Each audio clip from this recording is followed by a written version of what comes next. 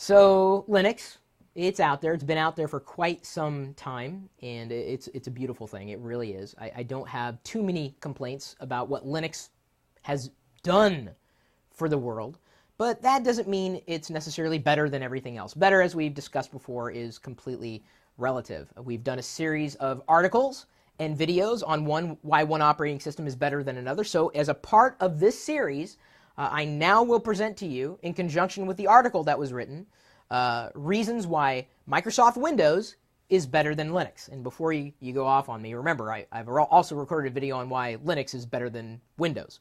So see, we're playing both sides because each one of these operating systems has its benefits and drawbacks.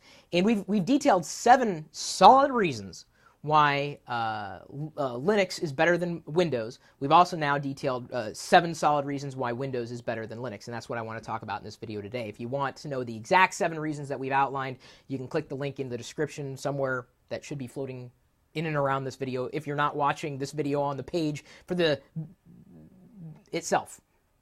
I don't know where I was going with that. So Windows is better than Linux, and you could probably think of a million different reasons, and I'm sure you will by the time I've gotten to this point in the video.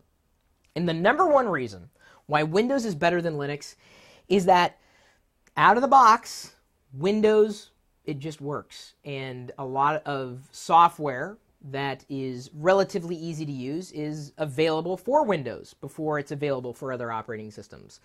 Which isn't to say that the software available for Windows is not also available for Linux. But if you walk, let's say, into a store and you're looking for certain software because you need to get something done, you got to think about the average consumer here, okay? They want the feeling that, you know, this is what I want it in a physical box. One of these days, we'll move on from that. Generally speaking, consumers want software that is easy to use and is straightforward. And by and large, companies are still producing software, commercially available software, for Windows. And some of the software does cost money. Some of the software happens to be free.